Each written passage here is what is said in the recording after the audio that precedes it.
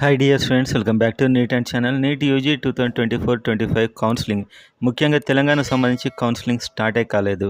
So ఇప్పటికే October 1 నుంచి classes start కావాల్సి ఉంది. అనేక రాష్ట్రాలు కూడా దానికి సిద్ధమయ్యాయి. వాళ్ళ ఫస్ట్ రౌండ్, సెకండ్ రౌండ్ కూడా స్టార్ట్ అయిపోతున్నాయి. సో తెలంగాణలో ఇప్పటివరకు మెరిట్ లిస్ట్ కూడా రాలేదు.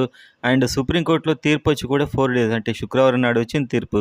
సో ఇప్పటికి 4 డేస్ అవుతుంది. అయినా కూడా మెరిట్ లిస్ట్ కోసం అప్పటి నుంచి ఎదురు చూస్తున్న స్టూడెంట్స్కి ఇప్పటికీ ఏమీ అర్థం కాని పరిస్థితి. సో ఏంటి కారణం చూసే ముందు వీడియోని లైక్ చేయండి అండ్ సబ్స్క్రైబ్ చేసుకోండి ఇక ముందు వచ్చే ఇంపార్టెంట్ అప్డేట్ కోసం.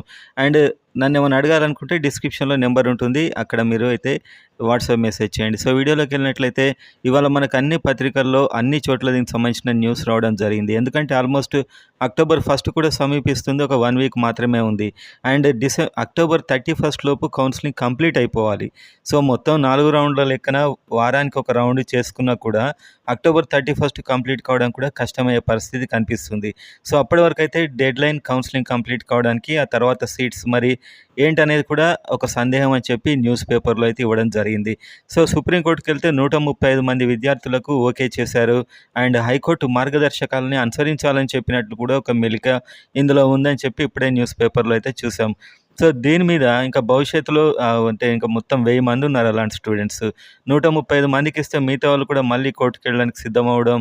సో దీనికి న్యాయం పరంగా ప్రాబ్లం రాకుండా దీన్ని సాల్వ్ చేయాలని న్యాయశాఖకు మనకు వైద్య ఆరోగ్య శాఖ మంత్రి గారు చెప్పినట్లయితే ఇప్పుడు వార్తాపత్రికల్లో వచ్చింది. సో దీని మీద న్యాయపరంగా ముందుకెళ్ళడానికి ఇంకా వాళ్ళు అబ్జర్వ్ చేస్తున్నారు. సో దీనికి ఎప్పుడు తెలుస్తారు, దీనికి ఎప్పుడు మెరిట్ లిస్ట్ వస్తుంది, మరి కౌన్సిలింగ్ ఎప్పుడు స్టార్ట్ అవుతుంది, అండ్ అక్టోబర్ 31 లోపు అవుతుందా లేదా, ఇదంతా చాలా గందరగోళం ఉంది. సో దీని మీద ఒక క్లారిటీ ఇస్తే బాగుండేది. అండ్ ఇప్పటికి కూడా టోటల్ 135 మంది కాకుండా 1000 మందిని తీసుకునే అవకాశాలు కూడా ఉండొచ్చు మేబీ, ఇప్పుడు ఇది ఇంత ఆలస్యాన్ని పరిశీలిస్తే. సో మొత్తానికైతే ఇది గందరగోళంగా ఉంది. ఓన్లీ 9 to 12 రూల్ వల్లనే, అంటే స్థానికేతర రూల్ వల్లనే ఇప్పుడు కౌన్సిలింగ్ అవుతున్నట్లయితే వాళ్ళకి క్లారిటీ వచ్చింది.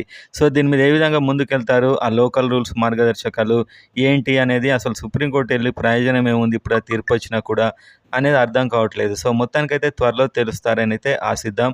సో ఒక నాన్ లోకల్ ఇష్యూ వల్లనే ఆగుతుంది. సో ఎక్కడైతే వాళ్ళు ఫైనల్ చేస్తారో అప్పుడు స్టార్ట్ అవుతుంది.